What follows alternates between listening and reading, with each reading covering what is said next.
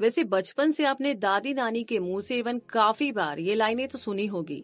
आपको यदि देने में खुशी होती है तो आपको कोई भी उदास नहीं कर सकता, और यदि आपको सिर्फ लेने में खुशी होती है तो आपको हमेशा कोई खुश नहीं रख सकता।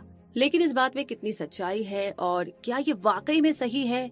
और आप कह रहे हैं कि ये फॉलो करने के बाद में भी हमारी सिचुएशन सेम वही है, वही ढाक के तीन पात है, उसी ढर्रे पर गाड़ी चल रही है। तो कहने का मतलब है कि कुछ चेंज करने की जरूरत है। यानी कि आज के समरी में आप जानेंगे कि गो गेटर क्या है। क्या कड़ी मेहनत करने के बाद भी आप सक्सेस के उस लेवल पर नहीं पहुंच पा रहे हैं जहां आप पहुंचना चाहते हैं? अगर हाँ, तो ये समरी आपके लिए है। इस समरी में आप स्ट्रेटोस्फेरिक सक्सेस के 5 लॉस के बारे में सीखेंगे। स्ट्रेटोस्फेरिक सक्सेस मतलब इतनी सक्सेस जो हमारी कल्पना से बहुत ज्यादा बड़ी और ऊंची होती है। आप गिविंग यानी देने की इम्पोर्टेंस के बारे में सीखेंगे। आप उन लोगों की सक्सेस की कहानियों के बारे में जानेंगे जिन्होंने खुद के लिए कुछ मांगने या चाहने की बजाय दूसरों को कुछ देने की इच्छा की, और वो सफलता के उस शिखर पर पहुंचे जहां वो पहुंचना चाहते थे। उन्होंने सिर्फ खुद के बारे में नहीं सोचा, उन्होंने पहले दूसरों को देने के बारे में सोचा। वैसे क्यों ये सुनकर के विश्वास नहीं हो रहा है ना कि मतलब ऐसी सक्सेस मिल जाएगी इतना सा करने से? तो कोई बात नहीं, आप खुद ही देख लीजिए। इस समरी को एक मौका दीजिए और इससे वो नॉलेज हासिल कीजिए जो आपको आसमान की ऊंचाइयों तक ले जाएगा। तो आइए शुरू करते हैं आज की ऑडियो बुक समरी, जिसे कि गीगल ग्रेट आइडियाज ग्रेट लाइफ ने बनाया है। यहाँ पर आप समरीज को पढ़ सकते हैं, सुन सकते हैं, शेयर कर सकते हैं। और मैं हूँ गिगलर रूबी पारिक आपके साथ। तो आइए जानते हैं समरी का नाम। Summary of the go giver, जिसे लिखा है बॉब बर्ग और जॉन डेविड मैन ने। तो सबसे पहले हम बात करते हैं द गो गेटर। जो नाम का एक आदमी एक गो गेटर है। गो गेटर का मतलब वो आदमी जो अपने गोल को पाने के लिए बहुत ज्यादा एम्बिशियस होता है। वो सबसे पहले खुद के बारे में सोचता है, जैसे ये काम करने से मुझे क्या मिलेगा, इसमें मेरा क्या फायदा है। वो कुछ मांगने से भी हिचकिचाता नहीं है। जो टॉप पर पहुंचना चाहता था, अपने फर्म में नंबर 1 और बेस्ट एजेंट बनने के लिए वो कड़ी मेहनत कर रहा था। इतना सब कुछ करने के बाद भी वो अपनी मंजिल तक पहुंच ही नहीं पा रहा था। फर्स्ट एंड सेकंड क्वार्टर में वो अपना टारगेट भी पूरा नहीं कर पाया। तो अब तीसरा क्वार्टर भी खत्म होने को था, लेकिन अब भी जो काफी पीछे था। इसलिए वो मदद मांगने के लिए एक जाने माने कंसल्टेंट पिंडार के पास गया। पिंडार को सब प्यार से चेयरमैन कहकर बुलाते थे। कंसल्टेंट होने के साथ साथ वो एक गुरु या मेंटर और कीनोट स्पीकर भी थे। उन्होंने बिजनेस के फील्ड में बहुत सक्सेस और पैसा कमाया था, जिसके कारण वो एक बिजनेस टाइकून भी थे। वो अपने बिजनेस से रिटायरमेंट ले चुके थे, तो अब वो पूरा ध्यान अपना दूसरे कंपनी और प्रोफेशनल्स को सफल होने में मदद करने में लगा रहे थे। तो जो पिंडार से मिलकर के बहुत प्रभावित हुआ। उसे लगा कि सच में पिंडार प्रशंसा के योग्य है। उसने चेयरमैन से उनकी सक्सेस का राज पूछा। पिंडार ने सिर्फ एक ही शब्द कहा और वो था गिविंग, मतलब दूसरों को देना। जो को ये बहुत ही अटपटा सा लगा। उसे इस पर विश्वास ही नहीं हो रहा था, क्योंकि लोग तो उस दुनिया के आदी हो चुके हैं जहाँ पर जिंदगी की रेस में आगे निकलने के लिए एक इंसान दूसरे को कुचल कर उसे नुकसान पहुंचा करके खुद आगे बढ़ना चाहता है। यहाँ तो हर इंसान सिर्फ खुद के लिए सोचता है और खुद के लिए सब कुछ चाहता है। जो सोचने लगा कि अगर आप हमेशा देते रहेंगे तो खुद के लिए प्रॉफिट कैसे कमाएंगे। लेकिन पिंडार ने जो को एक रोमांचक सफर में चलने के लिए इनवाइट किया। इसमें वो स्ट्रेटोस्फेरिक सक्सेस के 5 लॉस का रहस्य खोलने वाले थे।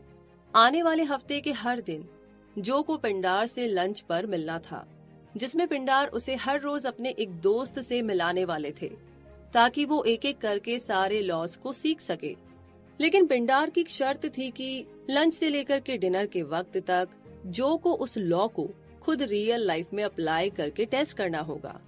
ऐसा इसलिए ताकि हफ्ते के खत्म होने पर जो खुद उन लॉस की सच्चाई को परख सके। मंडे को जो एक रेस्टोरेंट के मालिक से मिला, उसका नाम अर्नेस्टो था।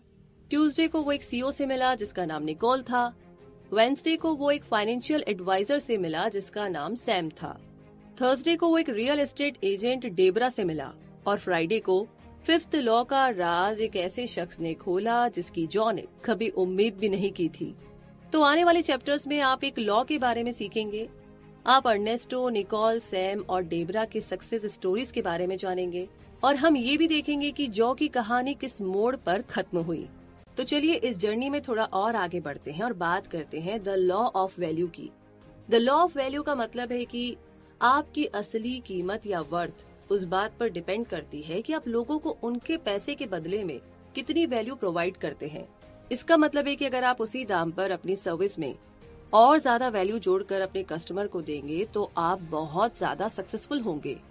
वैल्यू मतलब कस्टमर को एक ऐसा एक्सपीरियंस देना कि वो उसे याद रखे और बोलने पर मजबूर हो जाए कि वाह क्या बात है। अब जितना ज्यादा वैल्यू जोड़ते जाएंगे आप और भी ज्यादा सक्सेसफुल होते जाएंगे। अर्नेस्टो लाफ्रेट रियल एस्टेट के बिजनेस टाइकून हैं। वो शेफ होने के साथ साथ एक रेस्टोरेंट के मालिक भी हैं। करीबन 20 साल पहले अर्नेस्टो के पास सिर्फ एक हॉट डॉग का स्टैंड था। कुछ ही टाइम के बाद में उसे कुछ ऐसे कस्टमर्स मिले जो हमेशा उसी के स्टैंड पर आया करते थे। तो ये बात चारों तरफ फैल गई। अब तो ये आलम था कि शहर के बड़े बड़े बिजनेस एग्जीक्यूटिव्स भी अर्नेस्टो के स्टैंड पर लंच करने आने लगे। उन्हें अर्नेस्टो का हॉट डॉग इतना लाजवाब लगता था कि कुछ एग्जीक्यूटिव्स ने अर्नेस्टो की मदद करने के लिए कुछ पैसे इन्वेस्ट करने का विचार किया ताकि वो एक रेस्टोरेंट खोल सके। अर्नेस्टो के स्टॉल पर लोगों का तांता लगा रहता था। उसके इतने सारे कस्टमर बन गए थे कि जब उसने रेस्टोरेंट चालू किया तो हमेशा की तरह अपने कस्टमर्स को बेहतरीन डाइनिंग एक्सपीरियंस दिया जो दूसरे रेस्टोरेंट नहीं दे पा रहे थे। तो ऐसा करने से उसने बहुत सारा प्रॉफिट कमाया। अर्नेस्टो ने उस रेस्टोरेंट को खरीद लिया और उन एग्जीक्यूटिव्स ने भी खुशी खुशी स्वीकार कर लिया क्योंकि उन्हें भी इससे बहुत फायदा हुआ था। इस सक्सेस के बाद अर्नेस्टो ने उस शहर में और भी कई रेस्टोरेंट खोले। इसके अलावा उसने कुछ कमर्शियल प्रॉपर्टी में पैसा लगाने के बारे में भी सोचा। कमर्शियल प्रॉपर्टी मतलब रियल एस्टेट प्रॉपर्टी जहाँ पर ज्यादातर बिजनेस एक्टिविटीज होती है और जिनसे बहुत प्रॉफिट कमाया जा सकता है। तो इस तरीके से वो रियल एस्टेट की दुनिया के टाइकून बने। तो अर्नेस्टो की सक्सेस का राज क्या है कि यूं तो शहर में कई रेस्टोरेंट और हॉट डॉग स्टैंड्स है और उनका भी खाना काफी टेस्टी और लजीज है। तो ऐसा क्या था जो अर्नेस्टो के बिजनेस को इतना खास, इतना अलग बनाता था? इसका जवाब ये है कि वो अपनी सर्विस में बहुत ज्यादा वैल्यू जोड़कर अपने कस्टमर को देते थे। अर्नेस्टो के हॉट डॉग स्टैंड के पहले कस्टमर बच्चे थे। वो उन बच्चों के नाम और बर्थडे याद रखते थे। उनसे जुड़ी छोटी छोटी बातें उन्हें याद रहती थी, जैसे उनका फेवरेट कलर, कार्टून कैरेक्टर, ये सब। अर्नेस्टो को बच्चों से बहुत लगाव था। वो उनसे बहुत बातें किया करते थे और उन्हें कुछ न कुछ स्पेशल ट्रीट देते रहते थे। बच्चे उन्हें अच्छे से जानने लगे थे, उन्हें पसंद करने लगे थे और उन पर भरोसा भी करने लगे थे। और अंत में आखिरी में वो अपने साथ अपने पेरेंट्स को भी उस स्टैंड पर ले जाने लगे। तो अर्नेस्टो को बड़ों के भी नाम, बर्थडे और उनकी पसंद नापसंद सब कुछ याद रहते थे। अब ये पेरेंट्स भी अर्नेस्टो को जानने लगे, पसंद करने लगे और उन पर भरोसा करने लगे। अर्नेस्टो का जो बिहेवियर था ना, उनके साथ ऐसा था कि मानो कितने पुराने दोस्त हो या कितना गहरा रिश्ता हो, जिसकी वजह से अब बड़े भी दोबारा उनके स्टैंड पर जाना पसंद करते थे। अर्नेस्टो का बिहेवियर उनके साथ ऐसा था मानो कितने पुराने दोस्त हो या कितना गहरा रिश्ता हो, जिसकी वजह से अब बड़े भी दोबारा उनके स्टैंड पर जाना पसंद करते थे। यहाँ तक कि वो अपने जान पहचान वालों को भी अर्नेस्टो के स्टैंड पर जाने के लिए कहने लगे। बाकी रेस्टोरेंट में खाने के मेनू पर जो भी दाम लिखा होता है बिल्कुल उसके बराबर का सर्विस और वैल्यू देते हैं, लेकिन अर्नेस्टो ने हमेशा कुछ ज्यादा ही दिया। वो उसी दाम पर लाजवाब खाने के साथ साथ 5 स्टार होटल जैसी सर्विस और वैल्यू भी देते थे। एक ऐसा एक्सपीरियंस जिसके सामने दूसरों की सर्विस फीकी लगने लगती थी। इसलिए तो कस्टमर्स उनके रेस्टोरेंट को इतना ज्यादा पसंद करते थे। वो बार बार उनके रेस्टोरेंट में जाते थे और अपने दोस्तों को भी इसके बारे में बताते थे। अब आप सोच रहे होंगे कि ऐसा बिजनेस आइडिया जिसमें सिर्फ देना देना और देना है, ऐसे तो आपका दिवाला निकल जाएगा, है ना? लेकिन ये बिल्कुल सच नहीं है। बिजनेस शुरू करते समय ये मत सोचिए कि आप कितना कमाएंगे, बल्कि आपको ये सोचना चाहिए कि आप अपने कस्टमर को क्या दे सकते हैं। उनसे पैसे के बदले में उन्हें कैसी सर्विस और कितनी वैल्यू दे सकते हैं।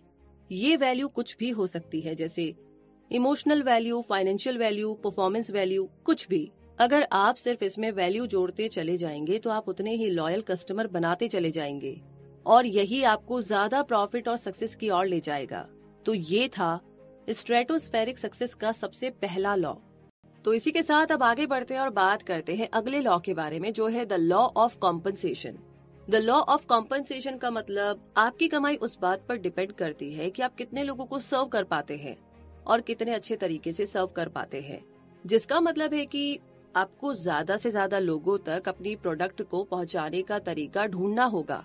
मान लीजिए कि अभी आप 25 लोगों को सर्व करते हैं, तो आपको ऐसा तरीका सोचना होगा कि आप 25,000 लोगों तक अपने प्रोडक्ट या सर्विस को पहुंचा सके।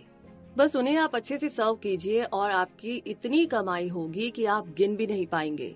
निकोल मार्टिन बच्चों के स्कूल में टीचर है। वो एक educational software company learning systems for children इनकी सीईओ भी है। निकोल को पढ़ाना बेहद पसंद है, लेकिन उन्हें लगता है कि बच्चे उतना नहीं सीख पा रहे हैं जितना उन्हें सीखना चाहिए। अभी का जो एजुकेशन सिस्टम है वो बस रट्टा मारने और याद करने पर ही ध्यान देता है। ये सिस्टम बच्चों की क्रिएटिविटी और उनके जानने की इच्छा को बढ़ावा नहीं देता। इसलिए निकोल ने ऐसे गेम्स बनाए जो मजेदार तो थे ही, लेकिन साथ साथ उसमें बहुत दिमाग लगाने की जरूरत भी पड़ती थी। बच्चों को उसमें बहुत मजा आता था और इसकी वजह से निकोल ने उनकी परफॉर्मेंस में काफी ज्यादा सुधार भी देखा। वो बस 25 बच्चों को ही नहीं बल्कि ज्यादा से ज्यादा बच्चों को पढ़ाना चाहती थी, लेकिन उनकी सैलरी इतनी ज्यादा नहीं थी, इसलिए उन्हें एक कमाल का आइडिया आया। एक दिन निकोल ने पेरेंट्स टीचर मीटिंग रखी। उसने वहाँ एक बच्चे के फादर, जो कि एक सॉफ्टवेयर इंजीनियर थे, उनसे बात की। उसने उनसे पूछा कि क्या वो उसके द्वारा बनाए गए गेम्स के लिए सॉफ्टवेयर प्रोग्राम लिख सकते हैं। फिर उसने वहाँ एक बच्चे की मदर से बात की, जिनका एक छोटा एडवर्टाइजिंग और मार्केटिंग का बिजनेस था। निकोल, वो इंजीनियर और मार्केटिंग एक्सपर्ट, तीनों बिजनेस पार्टनर बन गए और यही 3 लोग learning system for children Inc के फाउंडर हैं। अगले कुछ सालों में निकोल का प्रोडक्ट बहुत ही फेमस हो गया। इस सॉफ्टवेयर के जरिए वो पूरी दुनिया में एक साथ 25 मिलियन बच्चों को पढ़ा सकती थी। तो आप जितने ज्यादा लोगों को सर्व करेंगे, आप जितनी ज्यादा जिंदगियों को छुएंगे, आप उतनी ही ज्यादा कमाई भी करेंगे। तो ये था दूसरा लॉ। ज्यादा सक्सेसफुल होने के लिए आपको ज्यादा से ज्यादा लोगों को बेहतरीन तरीके से सर्व करना होगा और इस चीज की कोई सीमा, कोई लिमिट, कोई अंत नहीं है, क्योंकि हमेशा लोग तो मौजूद होंगे ही जिन्हें आप सर्व कर सकते हैं। जैसा कि मार्टिन लूथर किंग जूनियर ने कहा था कि महान तो कोई भी बन सकता है, क्योंकि सेवा यानी कि सर्व करना कोई भी कर सकता है। चाहे आप लाइफ में कुछ भी करें, चाहे आपका कोई भी प्रोफेशन हो, आप स्ट्रेटोस्फेरिक सक्सेस हासिल कर सकते हैं। ये सिर्फ आप पर डिपेंड करता है कि आप कितना पैसा कमाने की इच्छा रखते हैं। ज्यादा से ज्यादा लोगों को सर्व कीजिए और आपको जीत मिलना तय है। इसी के साथ आगे बात करते हैं तीसरे लॉ की, जो है the law of influence. The law of influence का मतलब है आपका कितना इन्फ्लुएंस या असर होता है। ये इस बात पर डिपेंड करता है कि आप कितना खुलकर दूसरों के हित के बारे में पहले सोचते हैं, उसे खुद से पहले और आगे रखते हैं। एक ऐसी सिचुएशन भी होती है जिसे हम विन विन सिचुएशन कहते हैं, मतलब सबका बस फायदा ही फायदा। इसके मुताबिक अगर आप अपने बिजनेस में जीत हासिल करना चाहते हैं तो आपको अपने कस्टमर को कुछ ऐसा देना होगा जिसे पाकर उसे भी फायदा हो। ये बिल्कुल 50-50 वाली डील जैसा है, लेकिन ये लॉ हमें सिखाती है कि हमें कस्टमर को पूरा 100% देना चाहिए, सिर्फ 50% नहीं। आपको दूसरों की जरूरत को समझना होगा, आपको दूसरों को पहले जिताना होगा, तभी आप अपार सफलता पा सकेंगे। ये इस बारे में नहीं है कि आप कितने लोगों को जानते हैं, ये इस बारे में है कि आप उन लोगों के लिए क्या क्या और कितना कर सकते हैं। सच्चे मायनों में इसे ही लंबे समय तक चलने वाला इन्फ्लुएंस कहते हैं। जैसे कि सैम रोसेन एक लीडिंग सेल्समैन और फाइनेंशियल एडवाइजर है। पहले वो एक रेगुलर इंश्योरेंस एजेंट थे, मगर कुछ ही सालों के बाद वो उस कंपनी में नंबर 1 पोजीशन पर पहुंच गए थे। उनका सेल्स 0 से $400 मिलियन तक पहुंच गया था। फुल टाइम फाइनेंशियल एडवाइजर बनने से पहले उन्होंने कुछ क्लाइंट्स को मीडिएटर और एजेंट की सर्विस भी दी थी। अब वो पूरी दुनिया में नॉन प्रॉफिट ऑर्गेनाइजेशन और चैरिटी को रिप्रेजेंट करते हैं। उन्हें वो अपनी सर्विस फ्री में देते हैं। सैम ने जब शुरुआत की थी तब वो एक भी इंश्योरेंस प्लान नहीं बेच पाए थे, लेकिन फिर वो पूरी तरीके से बदल गए। सैम का सीक्रेट यही है कि उसने ये सोचना बंद कर दिया था कि उसे क्या मिलेगा। उसने ये देखना शुरू किया कि वो क्या दे सकता है। उसने अपने कमीशन की फिक्र करना छोड़ दिया। अब बस वो इसी बात पर ध्यान देने लगा कि अपने क्लाइंट को कैसे बेस्ट सर्विस दे सके। ऐसा करने से जैसे लोगों का एक नेटवर्क बनता चला गया, जो सैम को जानने लगे, पसंद करने लगे और उस पर भरोसा भी करने लगे थे।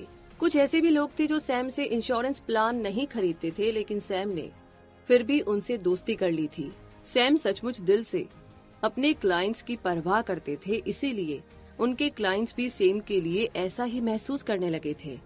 वो उन्हें सफल होने में, बेस्ट डील दिलाने में और उन्हें फाइनेंशियली सिक्योर करने में मदद करते थे, और इसलिए उनके क्लाइंट्स ने भी उनकी काफी ज्यादा मदद की उनके सफल होने में। ऐसा लगता था मानो वो सैम के चलते फिरते पर्सनल एम्बेसडर बन गए हो। वो अपने जान पहचान के लोगों को सैम से इंश्योरेंस कराने के लिए कहने लगे। और ऐसा नहीं था कि इसके बदले सैम उन्हें कोई पैसे देते थे। उन क्लाइंट्स ने ऐसा इसीलिए किया क्योंकि वो सैम को पसंद करने लगे थे, उन पर भरोसा करने लगे थे। वो जानते थे कि सैम मार्केट में सबसे बेस्ट इंश्योरेंस एजेंट है। इसलिए ये स्कोरबोर्ड बनाना बंद कीजिए, इसकी गिनती मत कीजिए कि आपने किस किस के लिए क्या क्या किया है। किसी के लिए कुछ करने के बाद उससे बदले में कुछ मांगिए मत, बस ये देने का सिलसिला चालू रखिए। इस बात पर भरोसा रखिए कि जब आपको जरूरत पड़ेगी तो कहीं न कहीं से मदद आपके रास्ते में खुद ब खुद मिल जाएगी। आप लोगों को अपने पैसे, आप कितने फेमस है, आपकी पोजीशन क्या है, इस दम पर इन्फ्लुएंस नहीं कर सकते। आप उनकी जरूरतों को पहले रखकर उन्हें इन्फ्लुएंस करते हैं। यूं कहिए तो आप उन पर कभी न मिटने वाला असर छोड़ देते हैं। अपने कस्टमर की जरूरत को इम्पोर्टेंस दीजिए, उन्हें क्या चाहिए उन तक वो पहुंचाइए, उन्हें जीतने दीजिए। आप देखेंगे कि जैसे जैसे आप उनके साथ अच्छा करते जाएंगे वैसे वैसे आपका प्रभाव उन पर बढ़ने लगेगा और आप सफलता के, सक्सेस के और ऊंचे शिखर पर पहुंच जाएंगे। इसी के साथ आगे बढ़ते हैं चौथे लॉ की तरफ, जो है the law of authenticity. Law of authenticity कहती है कि जो बेशकीमती तोहफा आप किसी को दे सकते हैं वो आप खुद है। अगर आपको लगता है कि आपके पास देने के लिए कुछ भी नहीं है तो आप बिल्कुल गलत है। आपके पास आपका टैलेंट, स्किल, टाइम, एनर्जी और आपकी एबिलिटीज है। आप लोगों को ये सब कुछ दे सकते हैं। जैसे डेबरा डेवेनपोर्ट 42 साल की सिंगल मदर है। एक दिन उसके पति अचानक से कहीं चले गए और कभी लौटकर नहीं आए। उसने किसी दूसरी औरत के लिए डेबरा को छोड़ दिया था। उस वक्त डेबरा सिर्फ एक हाउसवाइफ थी। उसे समझ में ही नहीं आ रहा था कि वो अपने 3 बच्चों का पालन पोषण कैसे कर पाएगी। तो आगे चलकर डेबरा ने जॉब ढूंढना शुरू किया, लेकिन जहाँ पर भी वो अप्लाई करती थी उसे रिजेक्ट कर दिया जाता था। वो उसे ये कहकर रिजेक्ट कर देते कि उसकी उम्र बहुत ज्यादा है या उसमें वो स्किल नहीं है जिसकी उन्हें जरूरत है। और फिर डेबरा ने रियल एस्टेट बिजनेस का लाइसेंस लेने के बारे में सोचा। उसने रियल एस्टेट एजेंट बनने की ट्रेनिंग ली, कुछ महीनों तक इसकी पढ़ाई भी की और लाइसेंस लेने के एग्जाम को पास कर लिया। डेबरा ने दूसरे एजेंट्स के द्वारा इस्तेमाल किए जाने वाले हर क्लोजिंग टेक्निक को बारीकी से समझ लिया था। ये वही टेक्निक्स थे जिसे यूज करके क्लाइंट से सौदा पक्का किया जाता था।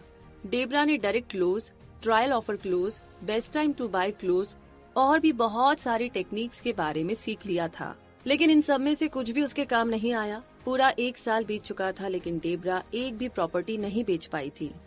तो अब जाकर के वो खुद से बहुत निराश होने लगी थी।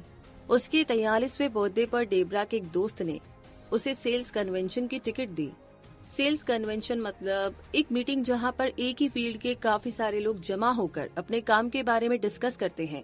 तो वहां पर डेबरा ने ये सीखा कि ज्यादा पैसा कमाने के लिए आपको अपने प्रोडक्ट में ज्यादा वैल्यू ऐड करना होगा।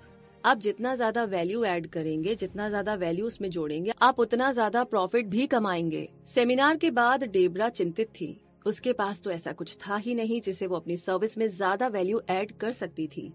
उसे ऐसा लग रहा था जैसे उसका आत्मसम्मान, उसकी सेल्फ एस्टीम भी उसके पति के साथ उसका साथ छोड़कर चली गई हो। डेबरा अब उस मुकाम पर थी जब वो ये करियर छोड़ने के बारे में सोचने लगी। लेकिन उसका एक आखिरी अपॉइंटमेंट बचा था। उस सुबह वो क्लाइंट को लेकर के प्रॉपर्टी दिखाने चली गई। क्योंकि डेबरा की यह आखिरी क्लाइंट थी तो उसने जितनी भी टेक्निक्स को सीखा था उन सबको पूरी तरह से नजरअंदाज कर दिया। उनमें से कुछ भी फॉलो नहीं किया। वो अपने क्लाइंट के साथ खुलकर बातें किए जा रही थी। उसने किसी भी ट्रिक या रटी रटाई बातों का इस्तेमाल नहीं किया। डेबरा तो बस अपने क्लाइंट के साथ एक दोस्त की तरह बात कर रही थी। वो अपने क्लाइंट की कहानियां सुन रही थी और वो पूरे दिन हंसते रहे और बातें करते रहे। डेबरा ने सोचा कि ये उसका आज तक का सबसे अलग बिजनेस मीटिंग था। इसमें वो एक प्रोफेशनल से ज्यादा अपना पर्सनल टच ऐड कर चुकी थी। उसे तो ये तक याद नहीं था कि उसने क्लाइंट को प्रॉपर्टी की कीमत बताई भी है या नहीं। डेबरा को लगा कि उसने तो सारा काम ही खराब कर दिया। लेकिन कुछ दिनों के बाद में उसे फोन आया। जिस क्लाइंट से उसने इतने घुल मिल करके दोस्तों की तरह बातें की थी, उसने वाकई में प्रॉपर्टी को खरीद लिया था। तो आखिर में डेबरा अपना पहला डील कंप्लीट करने में सफल हुई। इसने उसे एक बहुत जरूरी बात सिखाई। उसे लगता था कि क्लाइंट को देने के लिए उसके पास कुछ खास नहीं है, लेकिन अब उसे समझ में आ गया था ये पर्सनल टच ही तो है जो वैल्यू को ऐड कर रहा था। उसके बाद तो उसने एक के बाद एक करके कई प्रॉपर्टी बेच डाली। अब डेबरा एक टॉप रियल एस्टेट एजेंट होने के साथ साथ सेलिंग बिजनेस के सेमिनार में इम्पोर्टेंट स्पीकर भी है। वो अपने बच्चों के साथ बहुत खुश है। उसे अपने करियर और सफलता से बहुत संतुष्टि मिली। तो बस यही लॉ ऑफ ऑथेंटिसिटी है। तो आप जैसे हैं वैसे ही रहिए, रियल, सच्चे और असली। इसमें कोई बनावटीपन या झूठा दिखावा नहीं होना चाहिए। किसी से या कहीं से भी सीखी हुई टेक्निक यूज ना करें। अपने क्लाइंट को ह्यूमन टच का एक्सपीरियंस दीजिए। एक दोस्त की तरह उनकी जरूरतों को समझिए, उनकी बातों पर ध्यान दीजिए। पूरी कोशिश कीजिए कि आप उन्हें बिल्कुल वही दे सके जो उन्हें चाहिए। अपना प्रोडक्ट उन पर थोपने की कोशिश ना करें। इस तरह आप अपने प्रोडक्ट या सर्विस को बेच करके और भी ज्यादा ग्रो कर सकते हैं। इसी के साथ आगे बढ़ते हैं और बात करते हैं अगले लॉ की, जो है the law of receptivity. Law of receptivity का कहना है कि कुछ देने की सोच को और ज्यादा असरदार बनाने का तरीका है कि आप खुद भी कुछ लेने के लिए तैयार रहे। अभी तक इस बुक में आपने सिर्फ खुलकर के देने के बारे में सीखा है। शायद आप इस सोच के बीच में बड़े हुए होंगे कि लेने से ज्यादा अच्छा देना होता है। तो क्या इसका ये मतलब हुआ कि अगर आपका क्लाइंट बदले में आपको कुछ देना चाहता है तो उसे लेने से इनकार कर देना चाहिए? किसी से कुछ लेना भी नेचुरल है, स्वाभाविक है। अगर कोई कुछ देना चाहता है और आप उसे मना कर देते हैं तो वो भी बदतमीजी ही है। इसलिए जिस तरह आप देते हैं उसी तरह स्वीकार करने के लिए भी अपनी सोच को बड़ा कीजिए। ऐसा करने से एक अच्छा और मजबूत रिश्ता कायम रहता है। और किसी से कुछ वापस मिलना भी तो कितना नेचुरल है ना। ये जीवन का एक अहम हिस्सा है। पेड़ पौधों के बारे में सोचिए, वो कार्बन डाइऑक्साइड लेकर ऑक्सीजन देते हैं, तो वहीं इंसान और जानवर ऑक्सीजन लेकर कार्बन डाइऑक्साइड देते हैं। तो हमारा जीवन इसी लेन देन का एक लगातार चलने वाला प्रोसेस है। जब आप लोगों की मदद करते हैं, उनके चुकाए हुए दाम के बदले उन्हें ज्यादा वैल्यू देते हैं, तो ये एकदम स्वाभाविक है कि वो भी बदले में आपको कुछ न कुछ देंगे ही। और आपको इसे स्वीकार करने के लिए तैयार होना चाहिए। आपके क्लाइंट, कस्टमर, एम्प्लॉय या साथ में काम करने वाले आपको जो भी देना चाहते हैं, चाहे वो कुछ भी हो, उसे स्वीकार कीजिए। ये आपके अच्छे संबंध और स्ट्रेटोस्फेरिक सक्सेस को हमेशा बनाए रखेगा। तो इस लॉ को समझने के बाद अब आगे बात करते हैं द गो गिवर। आइए इसमें क्या है समझते हैं। अर्नेस्टो से जो ने लॉ ऑफ वैल्यू के बारे में सीखा, निकोल से उसने लॉ ऑफ कॉम्पनसेशन के बारे में सीखा, सैम से लॉ ऑफ इन्फ्लुएंस के बारे में और डेबरा से लॉ ऑफ ऑथेंटिसिटी के बारे में सीखा। मंडे से थर्सडे तक जो इन दिलचस्प लोगों से मिला, फ्राइडे को वो पिंडार के साथ अकेला था। वो दोनों लॉ ऑफ रिसेप्टिविटी के बारे में बात करने लगे। तब जाकर ये सीक्रेट खोला कि फ्राइडे का वो खास मेहमान खुद जॉ ही है। पूरे हफ्ते जॉ एक एक करके उन लॉज को उस दिन अप्लाई करने में सफल हुआ था। मंडे को एक क्लाइंट ने जो को रिजेक्ट कर दिया था, तो जो ने उनकी मदद करने के लिए किसी दूसरे का नाम सजेस्ट किया ताकि उन्हें जो चाहिए वो उन्हें मिल सके। ये होता है लॉ ऑफ वैल्यू। जब आपको दिए गए पैसों के बदले में आप कुछ ज्यादा वापस करते हैं। ट्यूसडे को जॉ को हाई क्वालिटी ऑफ बीन्स से भरा हुआ एक बैग मिला, जिसे पिंडार की शेफ रेचल ने भेजा था। उस दिन जब जॉ ऑफिस पहुंचा तो उसने सारे कॉफी बीन्स का इस्तेमाल करके कॉफी बनाई और हर एक को उसने कॉफी पिलाई। तो ये है लॉ ऑफ कॉम्पनसेशन कि जितना ज्यादा हो सके उतने लोगों को सर्व कीजिए, ज्यादा लोगों तक अपनी पहुंच बनाइए। वेंसडे को जॉ अपनी वाइफ सूजन की परेशानियों और शिकायतों को ध्यान से सुन रहा था। उसने सूजन से अपने मन का बोझ बांटने के लिए कहा। जो ने उसे बीच में एकदम भी रोका नहीं, ना ही टोका।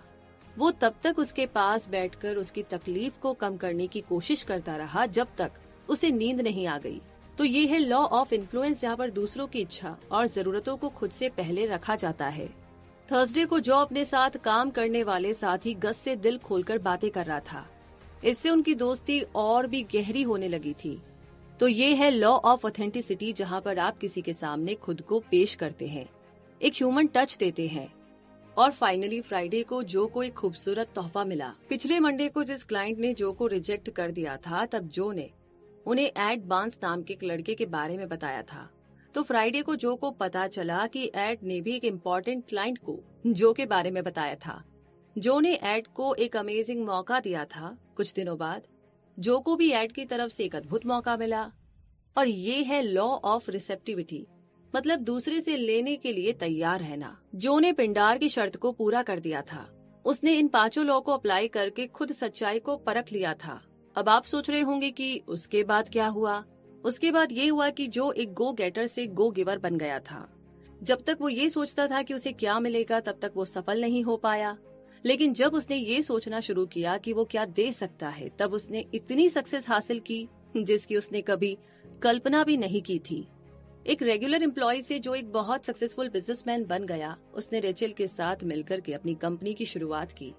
वो पिंडार की शेफ थी जो दुनिया की सबसे लाजवाब कॉफी बनाती थी। उनकी कंपनी का नाम था रेचल्स फेमस कॉफी। इसकी शुरुआत उस बिजनेस अपॉर्चुनिटी से हुई थी जो एड ने जो को दिया था। 1 साल के अंदर ही इस कंपनी ने स्ट्रेटोस्फेरिक सक्सेस की ऊंचाइयों को छू लिया था। उनकी कंपनी ने $1 मिलियन की कमाई कर ली थी। जो और उसके बिजनेस पार्टनर सब समाज सेवा के काम में हाथ बटाने लगे थे।